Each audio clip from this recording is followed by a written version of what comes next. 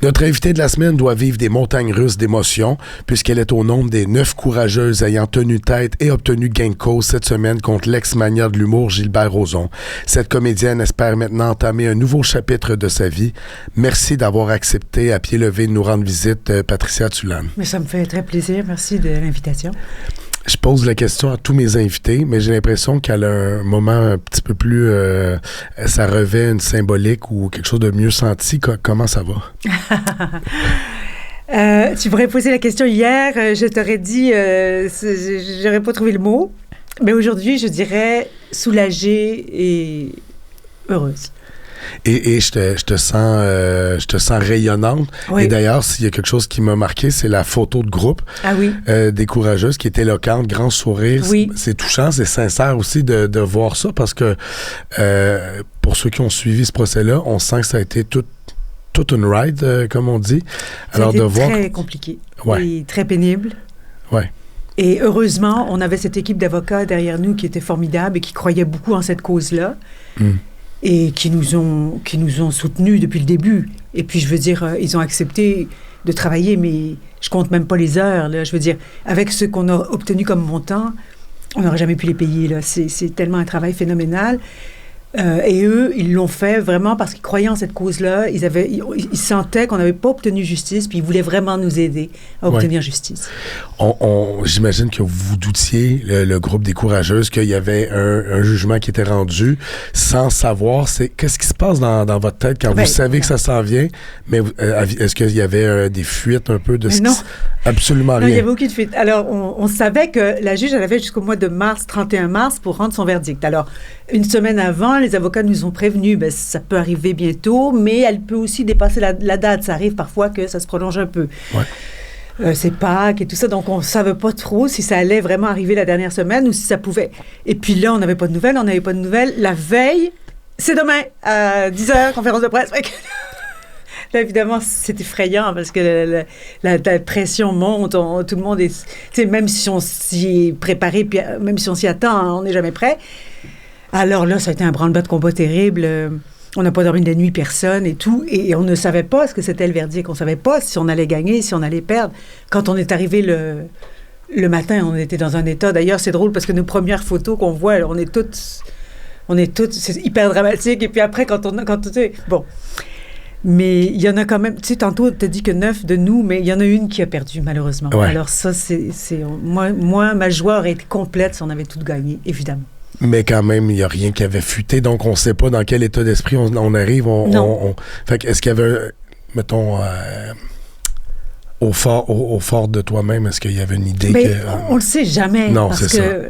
Tu sais, on ne le sait jamais. C'est compliqué parce quand on témoigne, OK, on a une chance de témoigner. Et si tu rates ton coup, c'est fini. Ouais. Alors, si tu dis pas la bonne affaire, si tu te contredis avec la version que tu avais donnée aux policiers 10 ans plus tôt, si t'es pas dans... Tu sais, si ça va pas bien cette journée-là, puis que je sais pas, il y a plein de choses qui peuvent influencer un témoignage. Alors, oui, c'est hyper stressant, et puis après ça, la juge, elle est impassible, on sait pas ce qu'elle pense, elle peut pas prendre parti ou pour l'un ou pour l'autre, elle est obligée de garder quand même une neutralité. Donc, jusqu'à la toute fin, on ne sait pas. Est-ce qu'elle nous a cru, est-ce qu'elle ne nous a pas cru? Et là, vraiment, le jugement a été clair et sans appel. Elle est allée même jusqu'à traiter Gilbert Rozon de menteur et elle l'a qualifié de prédateur sexuel. Et ça, c'est ce qu'on voulait depuis le début. Entendre ces mots-là. Entendre ces mots-là. La première réaction, Patricia, c'est une joie immense parce que tu te dis enfin, quelqu'un m'a entendu, une juge m'a entendu et quelqu'un m'a cru. Alors que ça faisait 10 ans. Nous, on a essayé avec la justice pénale. Ils n'ont jamais voulu recevoir nos plaintes. Alors après, on avait essayé de former un recours collectif. Ça n'a pas marché non plus. Ouais. C'est là que nos avocats nous avaient dit, s'ils ne veulent pas de recours collectif, on va y aller individuel. Mais donc, on désespérait que quelqu'un nous entende et nous croie. Et là, c'est arrivé enfin. En l'entrevue, tu as dit, j'ai l'impression de décharger le fardeau de 20 ans de silence. Oui. C'est quand même gros comme déclaration. Mais c'est ça. C'est exactement ça. Puis je pense que toutes les victimes d'agressions sexuelles ont très bien compris ce que je veux dire. C'est que quand on est agressé et qu'on ne parle pas, évidemment, il faut continuer à vivre. Donc, on met ça sous le tapis, on fait comme si c'était jamais arrivé. Mais c'est faux. Notre corps s'en souvient, notre esprit s'en souvient, même si on veut pas, même si on est un peu dans le déni, puis on essaie de normaliser les choses. Bien, il y a une dépression. Moi, dans mon cas, c'est la dépression qui s'est installée. J'ai fait une dépression qui a duré quasiment 20 ans. Il y a une boule. Moi, j'avais une boule d'angoisse. Tous les matins, je me réveillais avec une boule d'angoisse. Tu sais, ce silence-là m'oppressait. Mais j'étais pas capable de parler. J'avais trop peur. Et quand MeToo est arrivé et qu'à la radio, j'ai entendu que 8 femmes avaient dénoncé Gilbert Rozon, je me suis dit, bon, ben là, il faut que j'y aille. C'est maintenant ou jamais. Et c'est là que j'ai décidé de dénoncer. On reviendra tantôt sur les réactions après le jugement, mais avant le jugement, j'imagine qu'il y avait quand même du soutien aussi, parce qu'il y a beaucoup de gens qui vous croyaient les courageuses, mais toi aussi, ça fait longtemps que tu es dans cette bataille-là. J'imagine que, est-ce que les gens, des fois, t'abordaient, parce que tu as un visage connu? Bien, quand on sortait du palais de justice pendant le procès, les gens nous arrêtaient puis nous félicitaient, tu sais. Puis j'ai reçu énormément de soutien. Moi, je n'ai pas, à ma connaissance, reçu de messages haineux. Je les ai peut-être pas lus, là. Tous les messages que je recevais, c'était, que ça vienne d'hommes ou de femmes, c'était des messages d'amour, de soutien. Mes collègues dans le métier m'ont énormément soutenu. Mes amis m'ont soutenu. Et puis nos avocats, surtout Bruce Johnston, Anne-Julie Asselin, Jessica Lelièvre, et Marie-Laure Dufour, elles étaient avec nous, mais tout le temps, on pouvait les appeler n'importe quand. Ils étaient là pour nous. Et ils croyaient tellement en notre cause que ça nous donnait du courage. En quoi ce soutien-là, c'est important pour une cause aussi chargée, aussi éprouvante? C'est fondamental. Moi, je ne sais pas comment font les victimes. J'ai une profonde admiration pour les femmes ou les hommes qui font ça seuls. Je ne sais pas comment. Moi, j'aurais été incapable de le faire seul. Nous, au moins, on était 9. On pouvait... le soir, on pouvait débriefer, en parler, rire. Ça nous arrivait parfois d'aller prendre un verre. Tu sais, on était ensemble. Même s'il y a eu parfois des accrochages, là, je dis pas que ça n'a pas été... Tu sais, c'était pas un long fleuve tranquille, on passait par toutes sortes d'émotions. Donc, parfois, il y avait des accrochages, mais ce qui reste aujourd'hui de ça, c'est une solidarité sans faille. Puis, moi, j'ai une gratitude envers ces filles-là, parce que toute seule, j'y serais pas arrivée. Non. C'est la fin de quelque chose. Est-ce que ce noyau-là, cette amitié-là va perdurer? Bien, je sais pas si on va continuer à se voir au même rythme, mais c'est évident qu'on est liés à la vie et à la mort. Ça, c'est évident. Ah oui.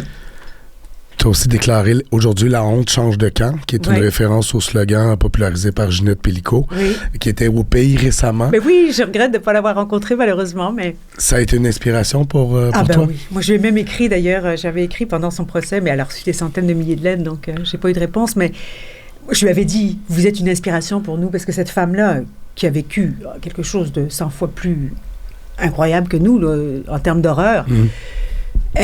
j'en reviens pas de voir sa dignité, sa résilience. Tu sais, son livre s'appelle « Et la joie de vivre ». C'est quand même magnifique, tu sais, après tout ce qu'elle a vécu. Elle se réveille un matin, son mari, l'homme avec qui elle partage la vie depuis 50 ans, c'est un violeur en série, peut-être même un tueur. Ça dépasse l'entendement. Et elle a réussi à passer par... Elle a refusé le huis clos. Elle a accepté que tout ça soit public. Elle s'est aussi battue pour une cause. Et c'est là qu'elle nous a inspirés, parce que nous aussi, depuis le début, on avait le sentiment qu'on faisait pas ça juste pour nous, mais qu'on faisait ça pour faire évoluer le droit et l'accès à la justice. Parce que c'est compliqué, l'accès à la justice. Justement, tu sais, Gisèle Pélicaud, c'est la lumière qui ressort un peu dans ses entrevues et tout ça. Et j'avais la même impression en regardant votre photo hier, puis à quel point... Est-ce que le bonheur, maintenant, vaut plus cher une fois qu'on traverse ces épreuves-là? Bien, disons qu'il est possible maintenant. Tu sais, aujourd'hui, je sens que maintenant, je me donnais le droit d'être heureuse, ce que je m'interdisais pendant toutes ces années, parce que j'avais trop de culpabilité, de honte, je m'en voulais. Je vivais très mal avec cette agression-là. Pendant longtemps, j'ai cru que j'étais responsable. C'est quand même fou. Je veux dire, c'est moi qui me fais agresser, mais pendant longtemps, j'ai cru que j'étais responsable de ça, que c'est moi qui avait attiré ça, tu sais. Et puis... Tout ce qu'on a vécu en termes de... Quand on a essayé de porter plainte à la justice et qu'ils ont rejeté nos plaintes. Après ça, ça a été des rejets, ça a été des refus. Et puis, il fallait s'accrocher, il fallait tenir. Ça a duré 10 ans quand même. Hein? Justement, tu as déclaré au micro de Benoît Dutrisac que Gilbert Rozon avait volé une partie de ta vie. Oui. Est-ce que tu es confortable et sois très à l'aise avec l'idée de rappeler les événements, que je les rappelle, mais on n'est pas obligé? Ben, on en a tellement parlé, mais je veux dire, oui, Gilbert Rozon, c'est quelqu'un que je ne connaissais pas. C'était le producteur d'un spectacle dans lequel j'avais joué, mais j'en avais jamais... Je savais qui c'était, bien sûr, mais je l'avais jamais rencontré, puis on m'avait jamais averti, on m'avait jamais dit, attention, c'est un prédateur, tu sais. On remonte dans les années 90. On remonte dans les années 90. Une représentation du dîner de con. Voilà. Ce soir-là, comme on fait chaque fois qu'un spectacle se termine, on est allé manger toute l'équipe ensemble. Lui, qui était producteur, est venu avec nous. Pendant le repas, j'ai pas eu d'interaction avec lui. Il était assis à côté de la metteur en scène. Il m'a ignoré. Et puis moi, j'avais pas ma voiture ce soir-là. Puis j'ai demandé si quelqu'un s'en allait à Outremont. Et lui a dit, j'habite Outremont, je vais te déposer. Moi, j'y vais. Je veux dire, j'ai aucune... Tu sais, j'en ai donné des centaines, des livres dans ma vie, puis j'en ai reçu des centaines, mais jamais rien arrivé. Fait que j'y vais, je pars avec lui. Et puis, le trajet se passe tout à fait normalement. Je sens rien de bizarre, je sens rien de louche. Arrivé chez nous, là, il descend, puis il me dit « Ah, est-ce que je peux aller prendre un verre chez toi? » J'ai dit « Ah, là, j'ai commencé à trouver que... Wow. » Et là, j'ai dit « Non, moi, je travaille demain, et puis il faut que j'aille promener mon chien. » Tu sais, je t'ai essayé de trouver quelque chose pour l'éloigner. Ce que la plupart des gens auraient compris. Mais puis, une personne normale serait partie, puis aurait fait « Bon, évidemment, elle n'est pas intéressée. » Une personne normale aurait fait « D'accord, je comprends, bye-bye. » Mais non, pas lui. Lui est resté, puis je suis allée promener mon chien, effectivement. Puis il m'a suivi, puis là, c'était interminable, puis là, je savais pas quoi faire pour m'en débarrasser, puis finalement, de peine et de misère, je suis rentrée chez nous, puis là, j'ai dit, là, il faut que j'aille me coucher, là, parce que je travaille. Et là, il m'a poussée, il a monté les escaliers, parce que j'avais un escalier intérieur. Là, je montais derrière lui, je comprenais rien de ce qui se passait, puis une fois rendu en haut, il m'a projeté contre le mur, il s'est garoché sur moi, il m'a arraché ma robe, puis la seule chose que j'ai su, c'est qu'on était dans ma chambre, et il m'avait violée, c'était fini. Ça a duré 5 minutes. Et j'étais en état de choc. Je comprenais rien. Sur le moment, j'étais dans une confusion telle. Je reconnaissais pas la personne. Il y a eu comme un switch. Cette personne normale s'est tout à coup transformée en tueur en série. Dans ses yeux, là, je voyais une espèce de folie qui m'a fait peur. Et j'étais dans une confusion. Je ne comprenais rien de ce qui m'arrivait. Et après, quand j'ai su ce qui était arrivé aux autres filles, c'est un peu toujours le même modus operandi. Il nous met en confiance. Et puis tout à coup, paf. Le regard fou, ça snap. Et le regard fou, ça snap. Ouais. Est-ce que cette soirée-là repasse régulièrement en boucle? C'est drôle, mais je m'en souviens très bien. Sauf quelques petits moments où c'est allé tellement vite que je ne sais pas, par exemple, de comment on est passé du salon à la chambre, ça, j'en ai aucune idée. Mais je me rappelle exactement de tout. Je me rappelle de la robe que je portais. Je me rappelle de toute la séquence des événements. Et j'ai toujours dit la même chose aux policiers 10 ans plus tard. Je n'ai jamais changé de virgule dans mon discours parce que c'est quelque chose qui était en moi. Quand je l'ai sorti pour la première fois, là, ça sortait. Et là, dans les gains de ce jugement-là, c'est qu'il n'y a plus de prescription de temps. Donc, on va croire... Alors ça, c'est très important. Puis merci au gouvernement, parce qu'on a été quand même soutenu par le gouvernement, il faut bien le dire. Comme par exemple Sonia Lebel, qu'on avait contactée, et qui, avec Véronique Yvon, avait mis en place et puis Françoise Labrie, le tribunal, le comité transpartisan sur les violences sexuelles, qui a ensuite donné lieu au rapport Bâtir la confiance, où on donnait des recommandations pour améliorer le système de justice. Moi, j'avais été choisie pour représenter la voix des victimes, donc j'ai participé à la rédaction de ce rapport-là, pas la rédaction, mais à l'élaboration de ce rapport-là. Et ça, et donc on a eu le soutien de Sonia Lebel, et ensuite de Simon-Jolin Barrette, qui a maintenu la constitutionnalité de ces 28.58.1 sur les mythes et stéréotypes et sur la prescription. C'est vrai, je me souviens que vous aviez travaillé sur ce rapport-là. Ça fait quand même quelques années. Ça fait quelques années, oui. OK, c'est Mais ça. c'est une avancée incroyable, hein, parce qu'on partait de rien, on partait de zéro. Vous avez fait, c'était le comité Rebâtir la confiance. Exactement. Le volumineux rapport d'experts. Oui, le volumineux, 90 recommandations, dont plusieurs ont été mises en place, dont le tribunal spécialisé qui a été, je sais pas si, en tout cas, je sais qu'il y a eu un projet pilote, là, après ça, j'ai perdu un peu le fil, mais je sais que tu sais, il y a eu des avancées, parce que l'accès à la justice, c'est difficile. Le crime sexuel, c'est un crime où, par définition, il n'y a pas de preuves. En fait, il y en a, là, parce que si on se donne la peine d'en chercher, il y en a. Nos avocats ont fait ce travail-là, puis ils ont trouvé des preuves écrasantes. Mais le DPCP, lui, n'a pas fait ce travail-là. Oui, tu as été critique, d'ailleurs, sur... Oui, parce que je trouve que ce gars-là, il aurait dû être en prison en 2017. Ils l'ont laissé aller 10 ans de plus, alors qu'il avait déjà eu une condamnation en 98. Donc, pendant des décennies, on a laissé ce gars-là, dont on savait très bien que c'était un déviant sexuel, on l'a laissé agir, malgré... Et nous, on était 21 à porter plainte au début. Exact. Quand tu as 21 plaintes devant toi, tu te dis, c'est peut-être un cas de violeurs en série, tu sais. Non, eux autres, c'était nous les menteuses. Tu as déjà déclaré que le système était fait pour protéger ces agresseurs-là. Est-ce que tu sens que le vent tourne un peu avec une décision comme ça? Ben, quand je parle de nouvelle ère, c'est ça que j'aimerais arriver, parce que moi, ma perception, et la perception de nombreuses victimes, c'est que le système, en fait, est fait pour avantager les agresseurs.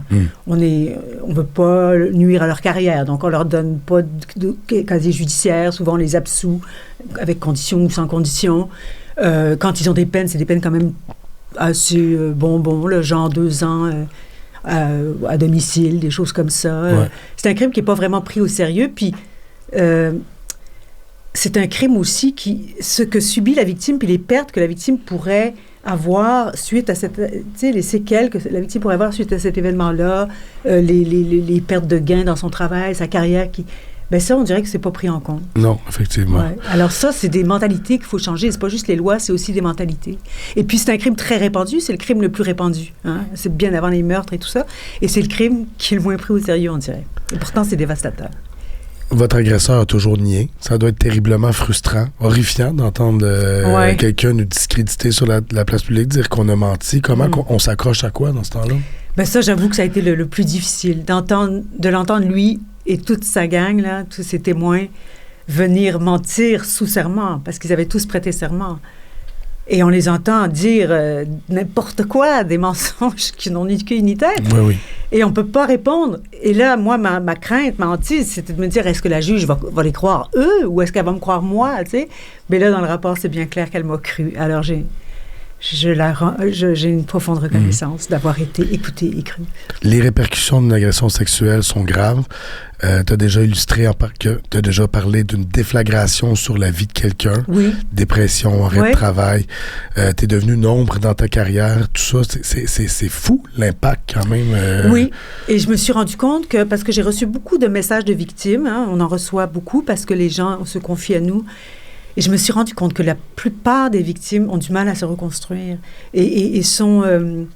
c'est des personnes fragilisées, c'est des personnes qui n'ont pas eu la capacité d'exploiter tout leur potentiel. Et c'est ça qui est triste. Ces personnes-là sont brisées. C'est des personnes brisées. Il n'y a pas de cadavre, mais on est brisé à l'intérieur. Alors, c'est difficile d'avancer dans la vie. Et c'est souvent des gens qui ont perdu leur emploi, qui sont en dépression, sous médication. Il y en a qui sont sur le bien-être social parce qu'elles ne sont plus capables de travailler. Donc, socialement, c'est des coûts énormes quand même. En plus de l'agression, c'est une étiquette que les victimes portent. Les gens, en plus, quand c'est un visage connu, les gens vont « Ah, ben oui, c'est... » Ouais. Mais c'est parce qu'on a honte. On se sent coupable, on a honte. Et ce slogan, que la honte change de camp, c'est très important. Parce que c'est pas à nous, c'est pas aux victimes d'avoir honte. On peut pas... Tu sais, moi, je l'avais dit quand j'avais raconté mon histoire en 2016, j'avais dit, quand il est parti, j'avais une honte, alors que c'est lui qui aurait dû avoir honte. Oui. Mais lui, il se promenait arrogant... sûr de lui, se pavanait. Il n'y a jamais eu honte, Gilbert Rozon, jamais. Dans les faits, il fait des sorties dans les journaux, tout ça, et c'est toi qui étais recluse, qui a pris l'avenue de te retirer. Absolument. Lui, sa carrière, ça allait bien, sa vie privée, tout allait bien. Mais, et puis la honte, lui, c'est un sentiment qu'il ne connaît pas. Donc, il faut que la honte change de camp, parce que quand quelqu'un agresse quelqu'un, c'est lui qui doit avoir honte, pas la victime. Les Courageuses réclamaient 14 millions de $. La Cour a finalement tranché pour 880 000. Pour ta part, tu vas avoir 115 000 $. En entrevue, tu as mentionné que l'argent, ça n'a pas été le cœur de l'affaire, mais il y a quand même une déception, je pense, d'un point de vue symbolique. Bien, oui, c'est-à-dire que le recours au civil, c'était notre seule option puisqu'on n'avait pas pu aller au criminel. Ouais. Donc, avec le recours au civil, forcément, il y a un dédommagement, donc une somme d'argent. Donc, c'est pas pour l'argent qu'on l'a fait, mais ça venait avec. Nous, notre combat, puis ça, on a été très clair depuis le début, c'est qu'on voulait qu'il soit déclaré prédateur, puis on voulait aussi faire évoluer le droit et la justice. Ça a toujours été notre mantra. Bon, là, je regarde les montants, je me dis, bon, tu sais, il y en a qui ont eu 80 000, 100 000, la plus haute, c'est 150 000. C'est pas beaucoup pour une vie gâchée, quand même. Non, puis pour quelque chose qui s'étire sur autant d'années, que ça revient dans les médias et tout ça, c'est pas... Surtout que c'est quelqu'un qui a la capacité de payer. Donc, je me dis, il y aurait peut-être là aussi un peu un équilibre à faire, c'est quelque chose à aller... Parce que... c'est la jurisprudence, me dit-on. Il y a très peu de... Tu sais, mais quand tu poursuis en diffamation, tu peux avoir 1 million, par contre. Bien, justement, je pense que... Puis là, je parle à travers mon chapeau, mais je pense que Luc Poirier avait été poursuivi par Louis Morissette. Je pense que ça... Oui, en diffamation, tu peux avoir 1 million, mais pour un viol, c'est 100 000. Tu sais, il y a quand même une disproportion. Puis ça, c'est quelque chose qu'il faudrait réussir à... Parce que quand les victimes voient ça, c'est sûr que c'est pas... Tu sais, ça incite pas les gens à les porter plainte, parce que nous, on a de la chance. On a des avocats avocats qui se sont dépensés sans compter et qui ont mis des heures incroyables et qui nous chargent un pourcentage. Mais eux, ils vont perdre de l'argent, là. Et si nous, on avait dû les payer, moi, avec ce que je vais récolter, j'aurais jamais pu les payer. C'est des millions, là. Et on parle de millions de dollars. Ça fait 10 ans qu'ils travaillent là-dessus. Donc, tu sais, il y a une disproportion. Moi, comment je fais pour payer mes avocats si j'ai pas assez d'argent? Donc, j'irai pas poursuivre. Tu sais, c'est ça aussi l'accès à la justice. Tu fais référence à cette disproportion-là. En plus, on peut revenir sur le fait que le système protège parfois le métier, l'agresseur. Ouais. On veut pas le brimer dans son travail. Est-ce que donc, crois-tu que la culture du viol, c'est un fait? Longtemps, ça a été un fait. Je pense que tout le monde est d'accord là-dessus. C'était quelque chose dont on ne parlait pas.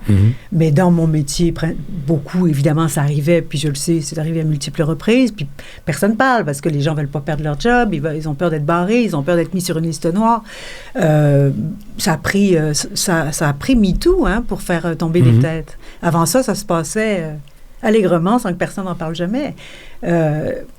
Je crois que c'est en train de changer, parce qu'on en a tellement parlé et les victimes sont plus enclines quand même à dénoncer, et quand même, il y a des gros noms là, qui sont sortis dernièrement. Tu sais, je pense à Gérard Depardieu, je pense à... récemment, c'était Patrick Bruel. Tu sais, cette espèce d'impunité que ces gens-là avaient parce qu'ils étaient riches et puissants, on dirait que là, c'est en train un peu de s'effriter, cette affaire-là. Il n'y a plus personne qui est maintenant hors de portée, intouchable. Voilà. Et c'est ça qui est important. C'est qu'il ne faut pas... Nous, on avait peur de dénoncer Gilbert Rozon parce que c'était un gars qui avait des accointances partout, politiques. Il emmenait large. Il emmenait large, et il rapportait de l'argent, et qui on était, nous, pour s'opposer à lui? On n'aurait pas pu le faire. Mais je crois que maintenant, si ça arrivait, j'espère, c'est ça que j'appelle la nouvelle ère, là, je voudrais que ça arrive. C'est ça que je voudrais qu'il y ait. D'autres courageuses pour d'autres cas. Pas juste Gilbert Rozon, mais toute personne réprimandable, qu'elle se fasse réprimander. Comment on reprend sa vie en main après une bataille judiciaire de 10 ans? Je ne sais pas encore. C'est encore nouveau. Oui, c'est encore nouveau. Ouais. J'ai l'impression d'être une nouvelle personne. Donc, il va falloir que je fasse connaissance avec moi-même. Mais c'est sûr que je me sens déjà libérée. Ouais. Ça, c'est évident. Déjà, la parole, quand j'avais parlé, c'est très dur de dénoncer. C'est comme... écoute, j'ai tremblé pendant 6 mois de peur, là. Mais... Écoute, j'en étais paranoïaque, je regardais sur ma voiture si personne ne t'avait pas mis une bombe. Tu sais, tu vis dans la peur. Mais une fois que c'est fait, puis une fois qu'il t'est rien arrivé, ben là, tu t'aperçois à quel point c'est libérateur, à quel point tu t'es libéré d'un fardeau. Et quand tu obtiens justice, alors là, c'est comme c'est le cerise sur le sundae, là, c'est vraiment, waouh, j'ai pas tout fait ça pour rien. Tu sais, c'est vraiment réparateur. Ah oui. C'est beau d'entendre ça, mais là, je reviens sur mettre une bombe. Genre, peut-être que même l'agresseur aurait embauché quelqu'un, se débarrasser des... oui, mais je comprends. Je me disais, il est capable de tout, c'est un fou, tu sais. Il peut... Je te dis, j'étais devenue complètement parano. On recevait des téléphones, tu sais, des fois, on recevait des téléphones, personne ne répond. Et j'étais sûre que c'était lui. Tu sais, je devenais parano, hein. Bon, je me suis calmée quand j'ai vu qu'il m'arrivait rien, mais on était toutes comme ça au début, sur une espèce de qui-vive, parce qu'on avait osé s'attaquer à ce pilier, ce fleuron de la culture et de l'économie québécoise. Ouais. Et lui, il se prend tellement pour un dieu sur Terre que... Et il a toujours nié, il n'a jamais reconnu rien. Jamais. Donc, c'est Même ça. quand on lui mettait des preuves sous le nez, il continuait à nier. On lui mettait des photos, il voyait les photos, puis il faisait « Ah ben non, c'est pas ça. » Tu sais, il y a quelque chose. Moi, je vais te faire soigner, comme dirait Annick Charrette a dit ça en entrevue.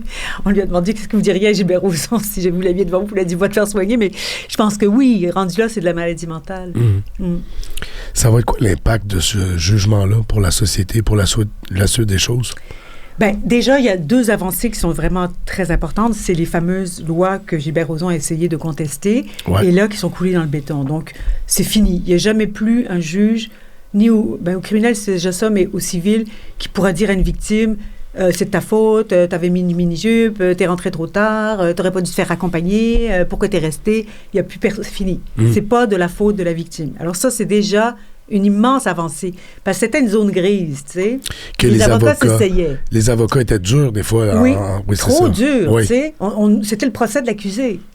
C'était le procès de la victime. C'était pas le procès de l'accusé, c'était le procès de la victime. C'est gros, ça va faire jurisprudence. Oui, ça, c'est coulé dans le béton, c'est fini, il n'y a plus personne, puis les avocats vont pouvoir s'opposer si jamais il y en a un qui s'essaie. Il doit avoir une fierté d'avoir légué ça. Oui, une énorme fierté. Ça aussi, c'est réparateur. Le sentiment d'avoir contribué à l'évolution de la société.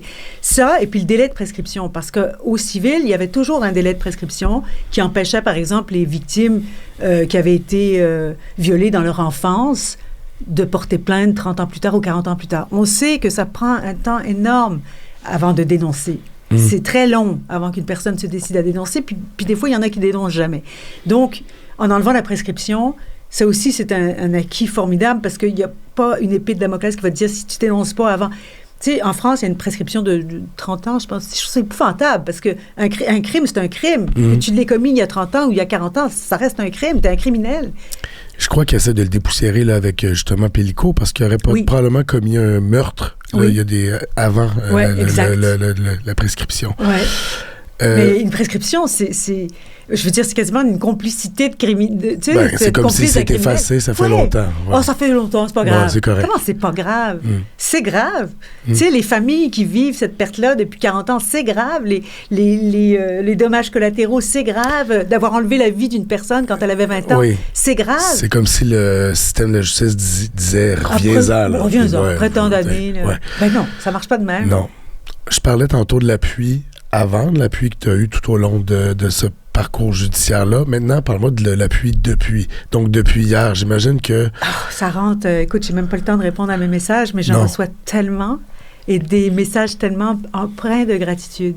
Et je me dis tout le temps, quand les gens me parlent, je me dis tout le temps, ça doit être quelqu'un qui a vécu ça. Puis parce que, tu sais, je le vois dans la façon dont les gens nous remercient, là. Et parfois, c'est tellement intense que je me dis, oh là là, ça vient toucher une corde.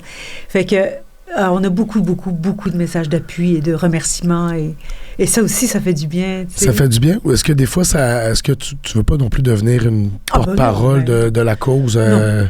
C'est-à-dire que moi, j'ai envie de continuer, puis on va continuer de se servir de ça. On a décidé ça, nous les courageuses, qu'on va décider à continuer de mettre de la pression, d'en parler, parce qu'on voudrait que l'accès à la justice ne soit pas le parcours du combattant que nous, on a connu. Ça a été extrêmement pénible. J'ai plus d'ongles, d'ailleurs, j'ai tous arrachés. Non, mais, tu sais, ça a été vraiment pénible. Et quand tu t'adresses à la justice pour avoir de l'aide, ça ne devrait pas être si pénible que ça. Et ça a été vraiment pénible. Alors, on voudrait vraiment que l'accès à la justice pour les victimes d'agressions sexuelles, qui est un crime à part, qui est un crime particulier, sans forcément de preuves, et puis... eh bien, que ce soit aménagé, puis les tribunaux spécialisés sont en train de le faire pour mieux accueillir la victime et pour lui donner plus de chances. Parce que, je sais pas, c'est incroyable le nombre il y a très peu de victimes qui portent plainte déjà, puis là-dessus, il y a un nombre infime de cas qui se soldent par des condamnations. Alors, il y a plein d'agresseurs dans la nature là, qui s'en sortent. C'est triste d'être passé par une agression pour vivre ça, mais en même temps, c'est peut-être le plus beau leg que tu pouvais faire. C'est ce que je pense aussi. Je t'aurais pas dit ça avant, là, mais aujourd'hui, je me dis, si ça a servi à ça, mais c'est ça qu'on s'était dit aussi au début. On s'était dit, bon, qu'est-ce qu'on fait avec cette affaire atroce qui nous est arrivée, mais on va en faire du bien. On va en faire quelque chose de beau. On va en faire quelque chose d'utile. Et je crois que c'est ce que Gisèle Pellico s'est dit aussi. Elle le dit souvent qu'elle se bat pour les générations futures. Et je pense qu'il faut faire ça quand il nous arrive quelque chose de dramatique. C'est plus réparateur que de s'enfermer dans son malheur puis de rester là. Là, on a l'impression de servir à quelque chose au moins, même si on en a payé le prix, mais c'est ça. Un des avocats de votre Bruce Johnson, un de vos avocats, songe à peut-être faire appel pour obtenir plus d'argent. Il s'est dit déçu, en fait, de l'enveloppe reçue. T'en penses quoi de ça, un appel, puis de retomber là-dedans? Moi, personnellement, tu sais, c'est fou, mais à la fin, là, après les 6 mois d'attente, on a quand même attendu 6 mois avant d'avoir le verdict. Moi, je disais, s'il n'y avait pas de verdict, là, pour moi, si ça se terminait de même, là, ce serait parfait. Tu sais, je voulais plus en entendre parler. Tu comprends? Tu es allé au bout de ton affaire. Je suis allée au bout. C'est ça. Je suis fière d'être allée au bout, mais je suis allée au bout. Et je sais pas, pour moi, là, le bout est atteint. J'ai pas tellement envie d'aller plus loin. Mais regarde, j'ai lu, je m'en venais tantôt, puis j'ai écouté à la radio une victime, une fille qui s'appelle Nancy Bibeau, puis elle avait obtenu, mais son cas est atroce, là, je dois dire, mais elle avait obtenu quand même plus d'1 million en dommages et intérêts. Donc, je pense, tu sais, on disait qu'il n'y a pas de jurisprudence, mais il y en a, en fait, où les montants ont été plus élevés. Cela dit, moi, je te dis, là, pour moi, ma job est faite. C'est pas une priorité. Non, là. c'est pas une priorité. On s'est rencontrés il y a 5 ans, déjà, en marge de ton saut en politique municipale. Oui, une tentative avortée, mais oui, mais quand même. Oui, et comme je te disais tantôt, j'ai admiré ta transparence et ton aplomb de me parler de ta déception de voir l'espèce de fusion dans ton parti. C'était horrible. J'ai vécu un cauchemar, un autre cauchemar. Oui, j'aimais beaucoup ta sincérité. T'étais pas une vraie politicienne, finalement. Non. Parce que moi, la langue de bois, non, je connais pas trop, mais c'est ce que j'aime. D'ailleurs, non, je ne veux pas parler politique ici. Non, mais c'est ça ma question, parce que c'est paradoxal. T'as pas la langue de bois, mais t'as fait œuvre utile pour t'as poussé des causes. T'as été aussi une ardente militante des droits des animaux. Oui, je le suis toujours. D'ailleurs, on a une marche samedi là, pour les droits, les chats communautaires. Alors, c'est métro Papineau à midi, tout le monde, ça intéresse. Micro-pucer les chiens, l'euthanasie, freiner l'euthanasie, débattre et tout ça. Stérilisation. T'as été utile au sein du comité, j'en parlais tantôt, rebâtir la conscience. Oui. La politique, ça serait pas dans l'air? Ben, j'ai essayé en politique municipale. Bon, ça n'a pas marché, c'est peut-être pas ma place. De toute façon, je suis pas tellement en ligne de parti, donc je me dis, bon, je vais soutenir le parti qui m'intéresse, là, et puis, de toute façon, ils font pas appel à moi, donc je leur courrai pas après. Puis, la suite?